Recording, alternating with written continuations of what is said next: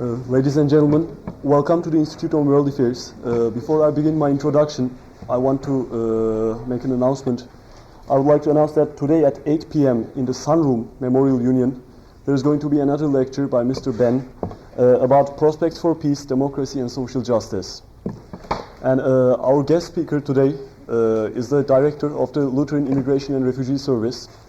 He has been the director of the Office of the Lutheran Lutheran World Federation at the United Nations, and also he has carried out several special assignments in Brazil and on the West Bank, and he has also observed some political trials in El Salvador, Liberia, and South Africa. Ladies and gentlemen, Ralston Deffenbaugh.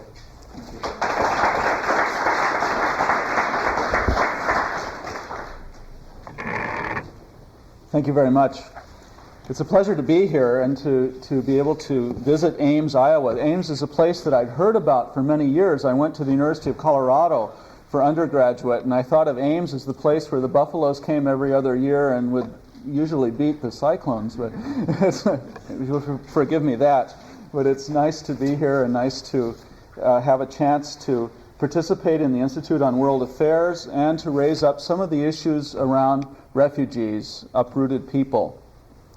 The topic today is, will refugees have a place in the New World Order? And as I was preparing my remarks today and talking to a number of people, the question I kept getting is, well, will there be refugees in the New World Order? Won't this New World Order of democracy and peace and human rights and so forth, then there won't be any refugees anymore? Well, that may or may not be the case.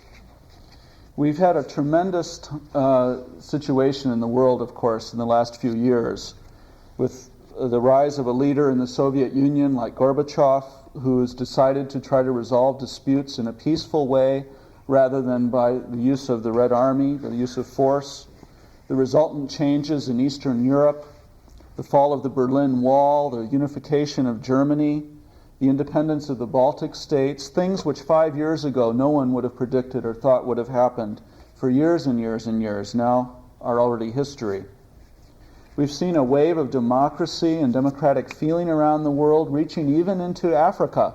And over the last few days, we've seen the elections in Zambia, where a leader like Kenneth Kaunda, head of a one-party state, finally was forced by popular pressure in a peaceful way to submit himself to elections and was defeated in a free and fair election after 27 years at the top in Zambia.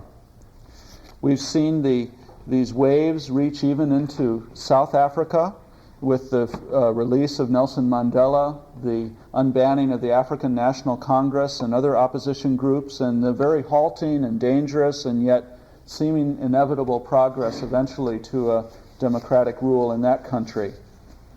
Also, we have the United Nations with a much greater role than before. The UN has recently observed elections, free and fair elections in Namibia, in Nicaragua, in Haiti.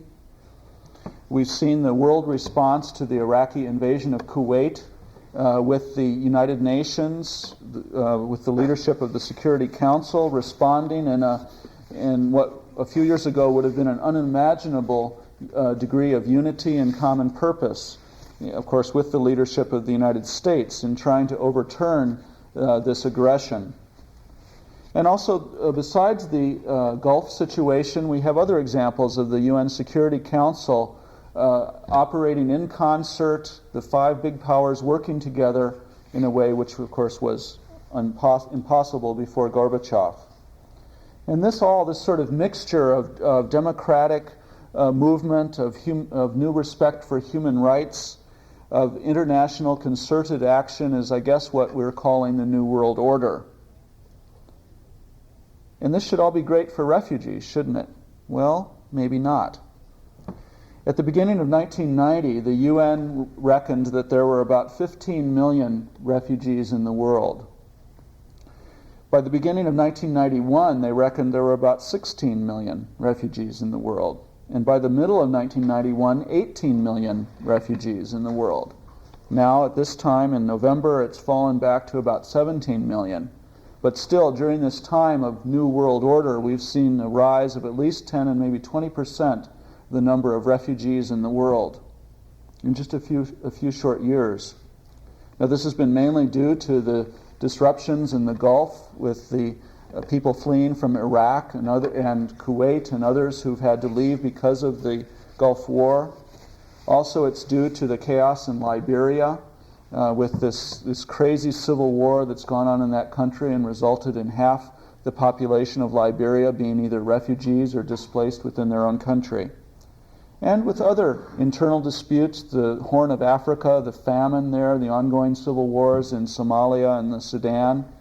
40% of the populations of Ethiopia, the Sudan, and Somalia are either refugees or displaced persons. So the New World Order has not been all a time of sweetness and light, at least as far as refugees are concerned. And to add to this recipe, we have the rising tide of xenophobia in Europe, with neo-Nazi skinheads in Germany attacking hostels where refugees or asylum seekers are being housed, with people as distinguished as the former president of France, Valéry Giscard d'Estaing, talking about a foreign invasion. Powerful words in a country where the last foreign invasion was that of the Nazis, and where the mayor of Paris, Jacques Chirac, speaks against North Africans in France, complaining about their odors or the noise that they cause in previously French neighborhoods. This is all very disturbing. So who are the refugees? Well, under the international definition, that of 40 years ago of the UN Convention on Refugees, a refugee is a person who is outside his or her own country and who is unwilling or unable to return to the home country because of a well-founded fear of persecution based on race, religion, nationality, membership in a particular social group, or political opinion. In addition to these internationally defined refugees, there are also the internally displaced, people who bear all the same characteristics as refugees, except they've just not crossed that magic line of an international frontier, and so are not within, strictly speaking, the mandate of the United Nations High Commissioner for Refugees. And we reckon that there are at least 20 million persons who are internally displaced, in addition to the 17 or so million who are refugees as internationally defined. And then, of course, on top of these people, we have also the migrants, those who choose to leave their country and try to seek a better life in another part of the world.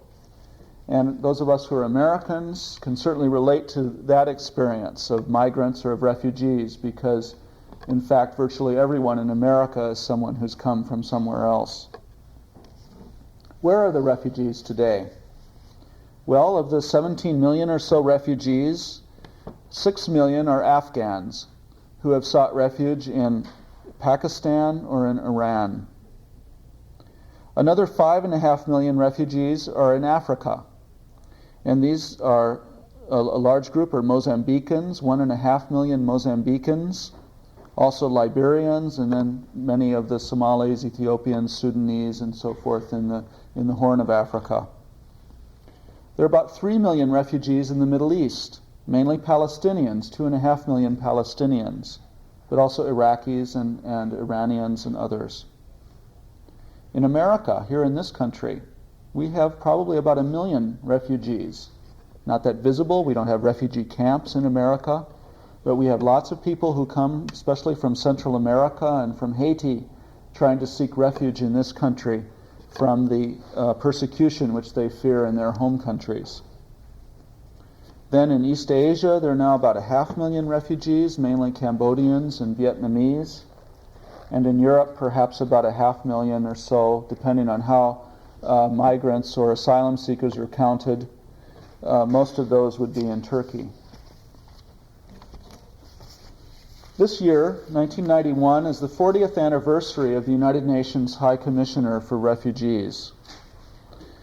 The history of the UNHCR is one very much tied in with the Cold War. The founding vision for UNHCR came mainly from the Western countries, Western Europe and North America, and it was in response to people fleeing from the communist dominated governments of Eastern Europe, trying to seek refuge in Western Europe and some in North America. For most of the first years of its history, the UNHCR still operated very much within these sort of Cold War calculus, with strong support from the Western countries and no participation from the East Bloc countries. With the independence of so many of the developing countries in Africa, Asia, and Latin America taking place during the 60s and 70s, there began to be more refugees in those parts of the world. And UNHCR began to turn more of its attention to working with displaced people and refugees, particularly in Africa, also in Asia. And with that involvement, UNHCR became more and more involved also in development work and in trying to provide the needs for mass movements of refugee people. Some of the major challenges which UNHCR faces today are prevention of refugee flows, responding to refugee emergencies, the protection of refugees, and finding durable solutions to refugee problems, particularly the durable solution of repatriation. Each of these challenges poses opportunities for a new world order, for humanity, but also presents risks. And I want to talk a bit about those opportunities and those risks. In the field of prevention of refugees, there's a call now, I think a very good call, for more of a concern for human rights monitoring and being aware of the human rights situations in countries from which refugees might come. This is kind of logical. Generally, it tends to be that people who fear persecution are people who are fleeing from human rights violations or who fear being the victims of human rights violations. And most of the countries which have produced large refugee flows have been countries where there have been dictatorial or brutal governments which haven't treated their people in a dignified way. This attention to human rights also fits very much the personality of the current High Commissioner for Refugees, Madame Sadako Ogata of Japan, who herself is a former Japanese representative to the UN Commission for Human Rights and was also the special rapporteur of the UN on the human rights situation in Burma or Myanmar.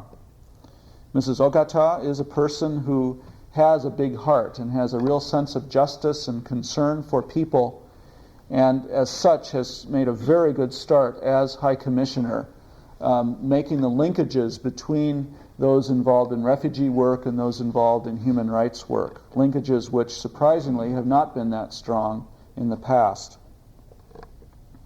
Another aspect of the prevention, besides being aware of human rights situations, is the diplomatic intervention to try to take action then and try to intervene with governments that are violating the rights of their people, to try to get them to moderate their behavior, to try to correct their behavior so as not to create situations that will result in refugee flows.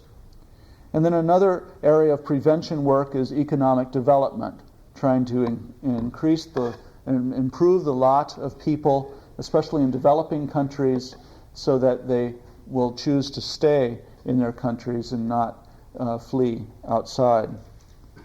But the prevention challenge also presents risks for refugees. We see negative prevention as well as positive prevention. Some of the negative prevention we see are the closed borders that some countries have now, where they refuse to accept refugees into their country.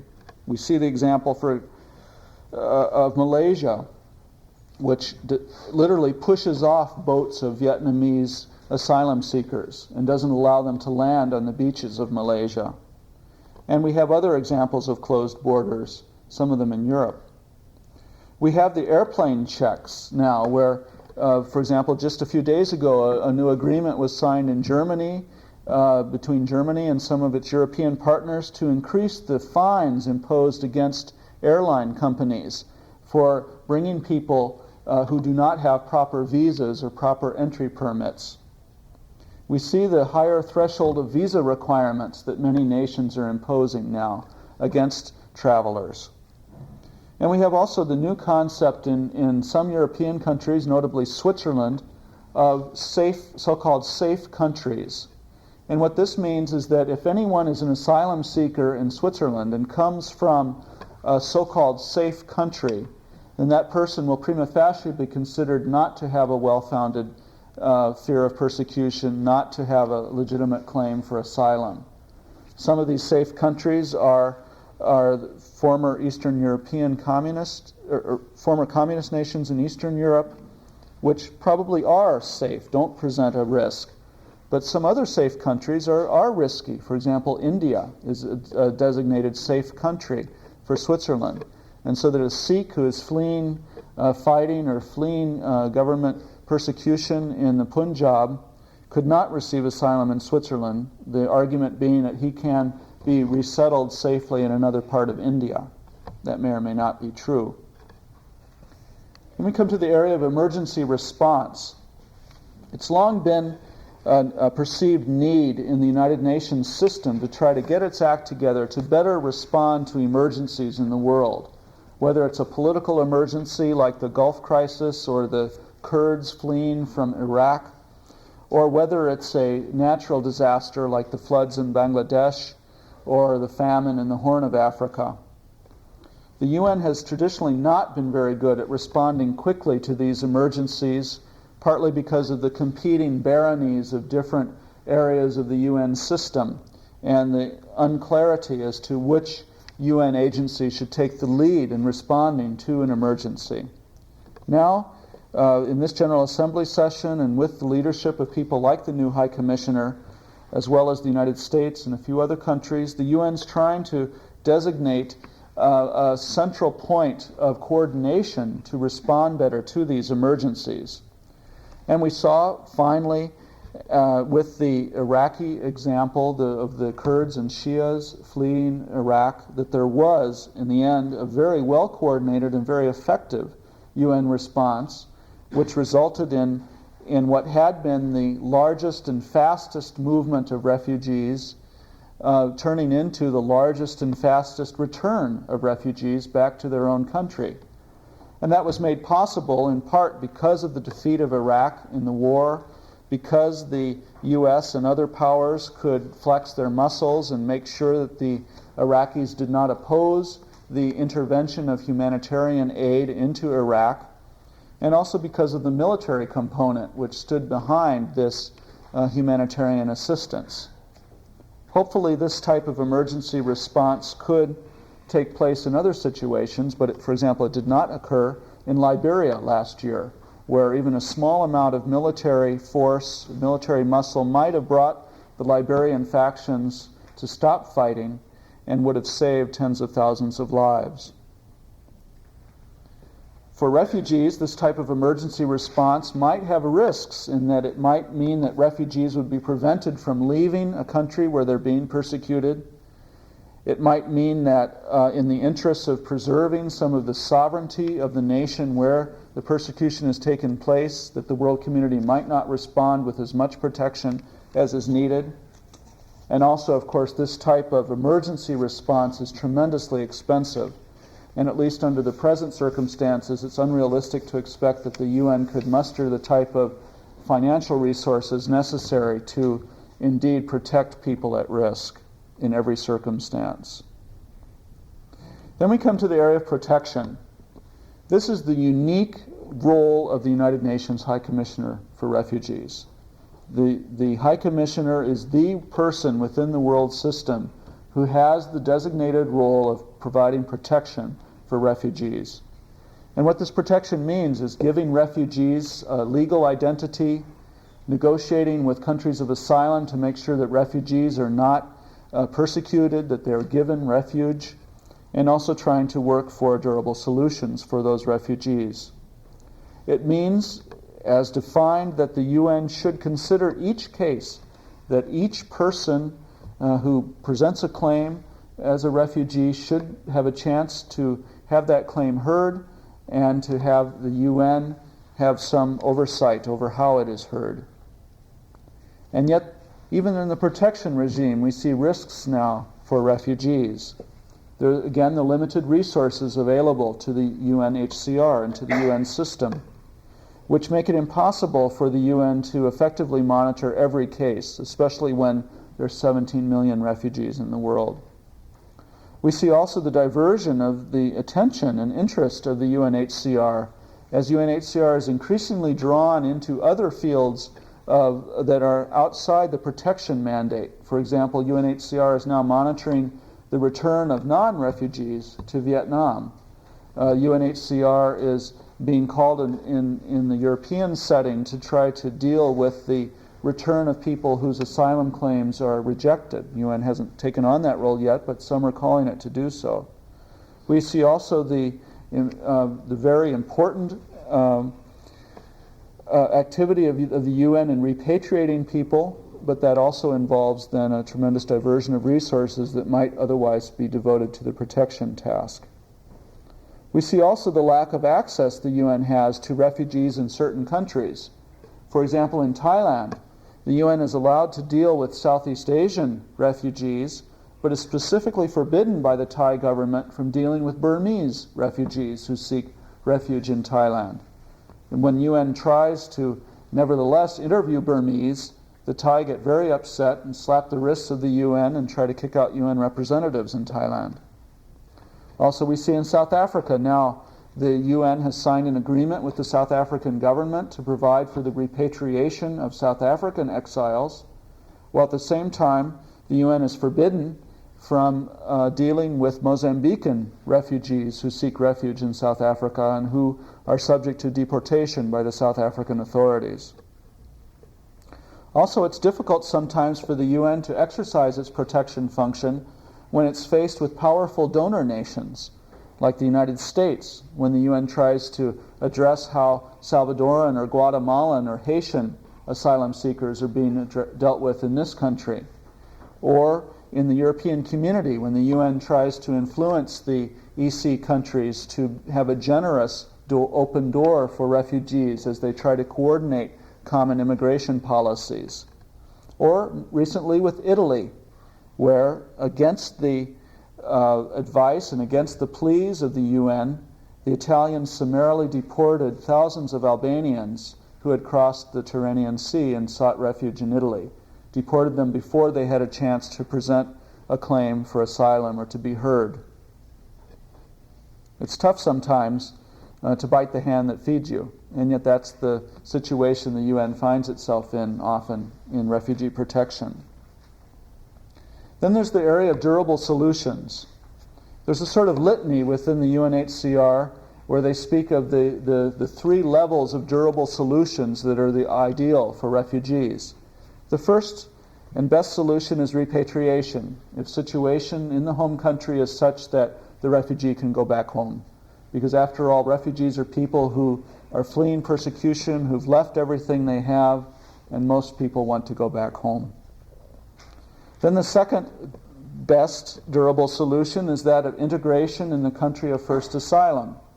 The country where you first flee, hopefully you should be able to make a new life in that country, if possible.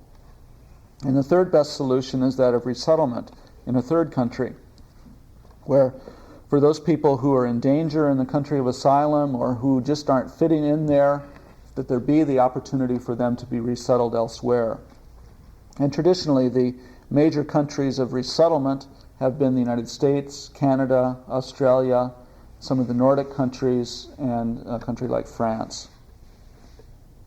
Repatriation is the best, but in the urge to try to have repatriation, can sometimes undue pressures be put on refugees to go back even into a situation which is not safe. And we see that now as it is contemplated that there be major repatriations of Cambodians back to Cambodia, back to a situation where the Khmer Rouge might still have great influence. Hopefully this isn't going to be a repeat of the killing fields in Cambodia, but it might happen. And to what extent can the world community press refugees to return to a place where they still feel endangered? Or we see it perhaps in South Africa, where, yes, the South African exiles want to go home, but is it it just to press them or to pressure them to go home to a situation where blacks still don't have the vote and where the nationalist government, the architects of apartheid, are still in power, and where, yes, there is a hope for a process to free elections and to a non-racial constitution, but where they aren't there yet. I want to describe very briefly 3 country situations that really present some of these crises for the UN and for the place of refugees today. One is the situation of Vietnam and Hong Kong. Up until 1988 in Hong Kong and 1989 for the other countries in Southeast Asia, any Vietnamese who left Vietnam, any boat person, would be granted asylum and would be eligible for resettlement in a third country.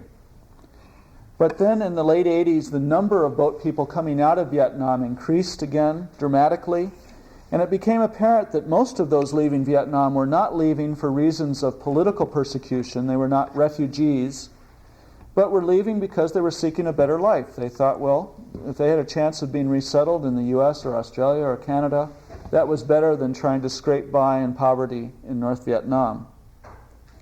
And so first the British authorities in Hong Kong and later the other countries in the region said, no, we're not going to accept all these people anymore. And there was an international agreement signed called the Comprehensive Plan of Action for Southeast Asian Refugees, which set up a regime whereby in each country they would set up screening procedures, a mechanism to try to determine which of these Vietnamese have a well-founded fear of persecution, are refugees, and which are not, with the idea that those who are screened in would still be eligible for resettlement, but those who are screened out would have to return to Vietnam. Well, in most of the countries in the region, this regime of the Comprehensive Plan of Action has worked quite well. And the screening processes have gone forward. Most of those who've been screened out have returned voluntarily to Vietnam. And the number of asylum seekers still being held in detention in refugee detention centers has dropped quite dramatically, but not in Hong Kong. In Hong Kong, the numbers have risen. Now there are about 60,000 Vietnamese being held in refugee detention centers in Hong Kong, which are more or less prisons. I visited there in May, and it was really quite shocking to see how people, especially families and young children, were being held, sometimes for years on end. People who had committed no crime or had not been charged with any crime or convicted. For those of you who want to see pictures, the National Geographic had a picture spread on this a few months ago when they did a story on Hong Kong. And you might be surprised to see people living in 3 tiers with a family having a space about the size of a queen-size bed, a little cage and a cubicle. And yet, many of those Vietnamese who have been screened out in Hong Kong have not returned yet. They still are holding out hope against hope that they could be resettled elsewhere. Well, recently the Hong Kong and British authorities have signed an agreement with the Vietnamese providing for the forcible repatriation of Vietnamese. And with that agreement, the number of boat people coming to Hong Kong has finally slowed down quite a bit. But the big question now will be, what will happen to those Vietnamese in Hong Kong who refuse to go back? What level of force would be needed to do a repatriation? And will they be safe if they go back to Vietnam? I think they will. I was part of a delegation in May with UN High Commissioner for Refugees people to look at the situation of returnees who had gone back to Vietnam.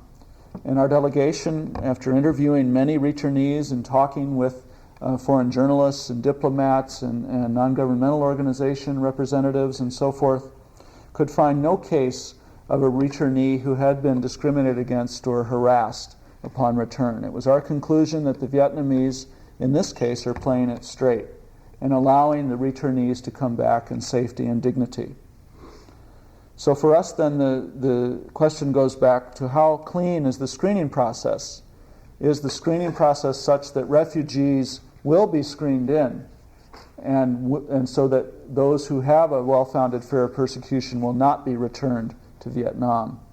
And there still are some things left to be desired in the screening procedures, especially in Hong Kong. Another big situation there is that of the unaccompanied refugee minors. There are now in Hong Kong about 3,000 kids who are without parents who are being held in these refugee detention centers, some for as long as 3 years. I, as a parent, others who are parents will understand how precious each year of childhood is. And to think of these precious years of childhood being wasted in a detention center is quite wrenching.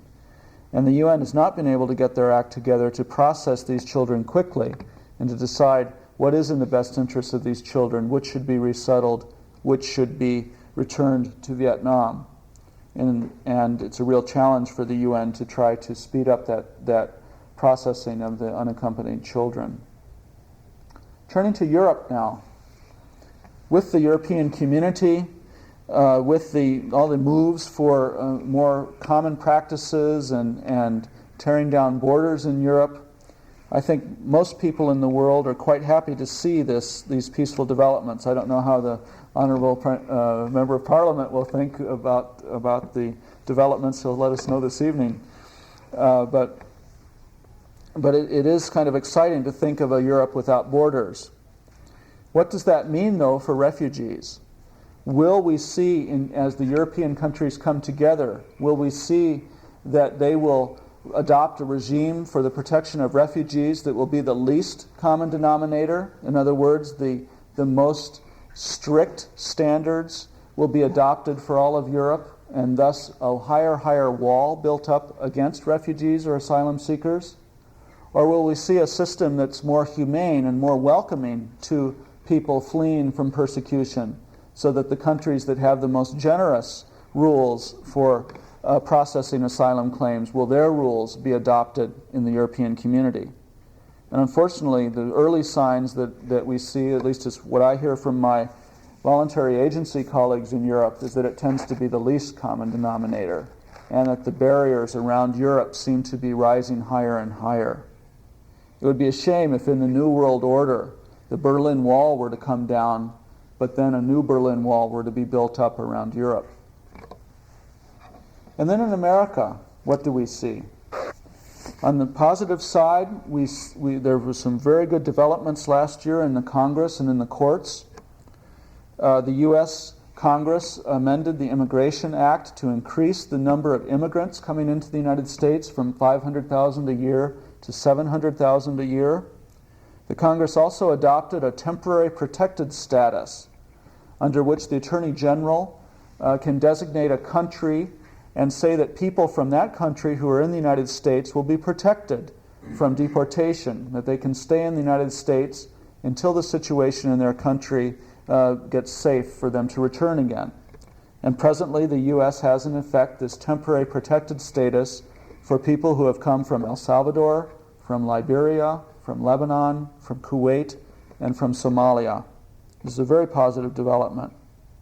We've also seen the government settling a court case that was brought by the American Baptist churches, which challenged the way the U.S. was processing asylum applications, and brought a case which the government then settled and conceded that the government had been improperly using foreign policy considerations in processing asylum claims, so that, for example, someone coming from Nicaragua under the Sandinistas had a much better chance of being granted political asylum in the United States than someone in exactly the same circumstances coming from from El Salvador or from Guatemala, where the chances were very, very slim. And as I say, the government agreed to settle this case, and in agreeing to that settlement has allowed the reconsideration of up to 500,000 asylum applications of Salvadorans and Guatemalans that are to be reheard under a new, cleaner procedure that presumably should eliminate foreign policy considerations and just look at the individual's fear of persecution and the circumstances the individual is fleeing. But we have some storm clouds ahead also on the U.S. scene. At the present time in our official refugee program, the U.S. is taking in about 120,000 refugees a year, and about 85% of those people are coming either from Vietnam or from the Soviet Union. So it's easy to see that our official refugee program is still very much defined by the Cold War. Yet if you look at the pools of people who are coming from those countries, those pools of people who are eligible for resettlement will be drying up within the next few years. For example, from the Soviet Union, most of those coming to the U.S. are either Soviet Jews or Christian Pentecostals or other religious dissenters. And the population of those people in the Soviet Union at the current rates of resettlement to the U.S. and Israel and other countries will be dried up by the middle of the 1990s.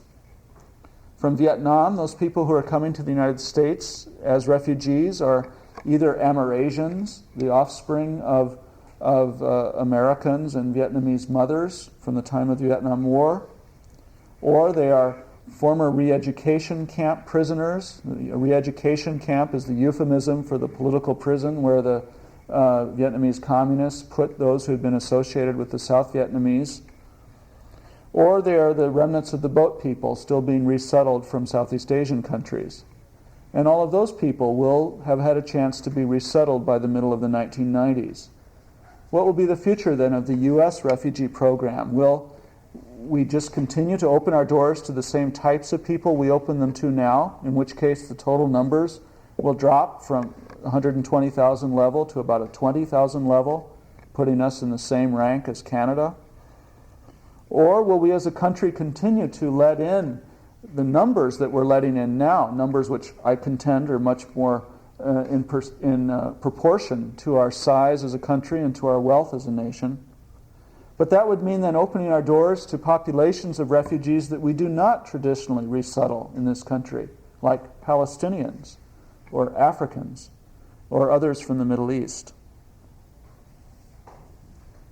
And then lastly, I want to talk in the U.S. situation about the Haitians.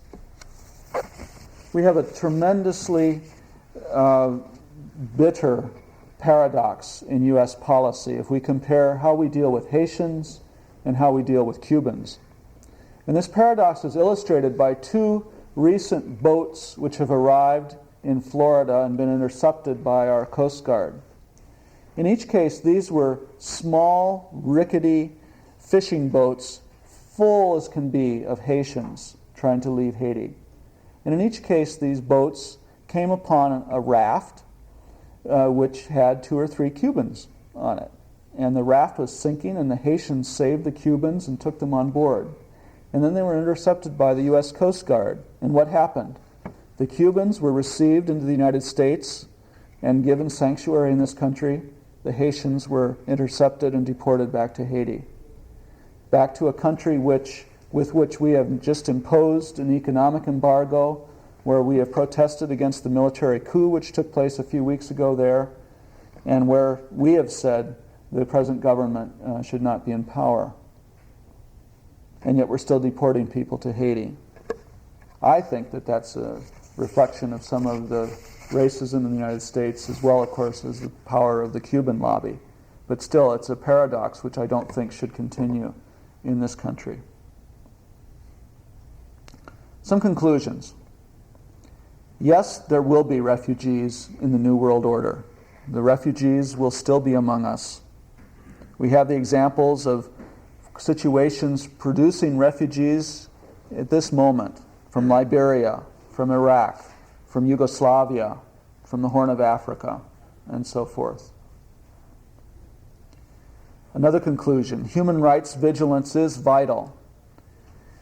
If, for example, the world had protested in 1988 when the Iraqis had gassed many of the Kurdish towns in the northern part of Iraq, if the world had responded vigorously at that point, maybe there wouldn't have been the persecution of the Kurds and the Shias that we saw in 1991.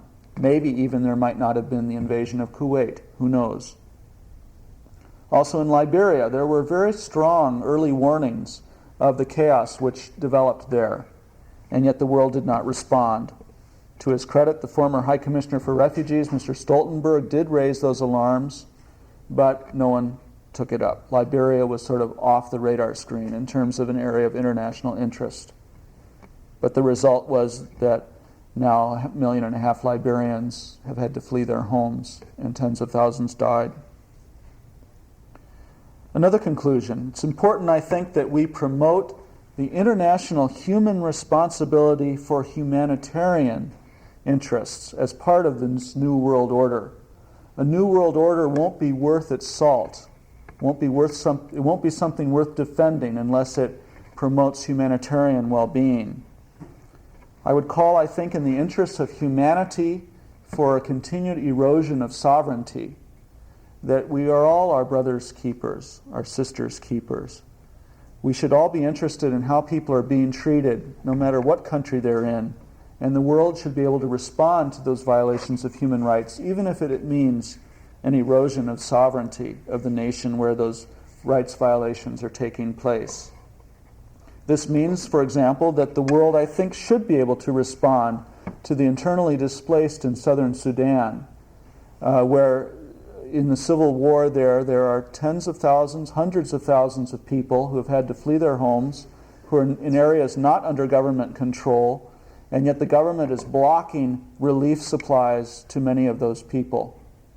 That should not be possible. The world should be able to intervene on a humanitarian basis. We should also, I think, welcome in the non-governmental organizations more and more in this international system. We've seen in the human rights field how groups like Amnesty International or the Human Rights Watch organizations have raised up situations which otherwise the governments would not have raised up, and have directed world attention to improving the lot of people in desperate situations. The same is true in the refugee situation. NGOs are very much involved in the implementation of refugee programs, providing assistance for refugees, as in our case, providing for the resettlement of refugees. I think it would be good for the refugee regime if the non-governmental organizations are also brought in earlier on when it comes to planning, when it comes to monitoring, as well as when it comes to implementation. We need to strengthen the UNHCR, the International Committee of the Red Cross, and the other international organizations which deal with refugees. We're facing in 1992 a time of potentially massive expenditure as hopefully people can return in peace to their countries. Cambodians, people from the Western Sahara, South Africans, more Central Americans going back home. Hopefully, if there's a settlement, the Afghans going back, and so forth. The U.S. support is particularly necessary here, as the U.S. is the largest donor to UNHCR. And I'm very pleased that because of the advocacy of my organization, as well as others like the U.S. Committee for Refugees and the U.S. Catholic Conference, that the Congress raised the amount of the appropriation for U.S. overseas assistance to refugees by $140 million more than the administration had asked for. And this, I think, is a good step forward, but one that needs to be sustained. And then I think the northern countries in Western Europe and North America, we should try to refrain from erecting new Berlin walls around ourselves. To try to keep out people who might be asylum seekers, but should continue to try to have an open door for those who are fleeing persecution. So, friends, I hope that my speech, and as you do your other reading, it will provoke you to be more interested in the plight of refugees, to recognize that the refugees are still with us, and also hopefully to make a place for refugees in this world that we live in.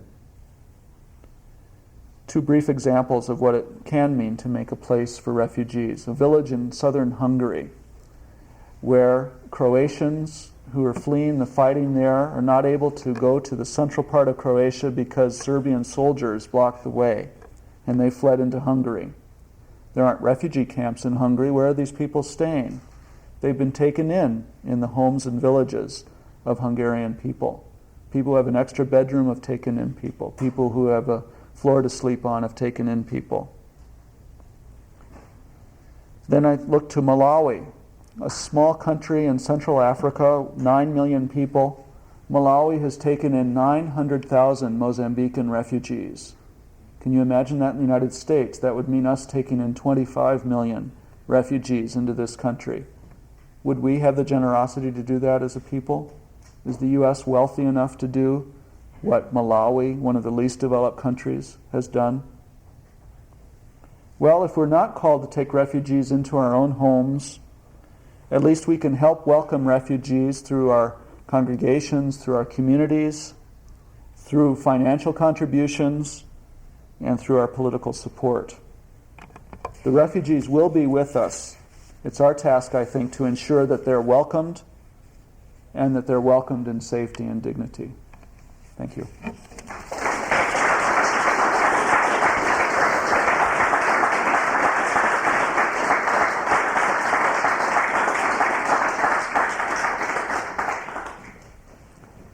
I don't know how the schedule is. I'd be happy to try to answer questions or receive any reactions that you have. Yes? I'm curious if your organization or any organizations you're familiar with have dealt with the charge that the South African government or elements within it have used Mozambican refugees in activities to wage warfare against the African National Congress within South Africa. And I'm curious if you've dealt with that. Yes, there are units within the South African Army that are made up of non-South Africans, particularly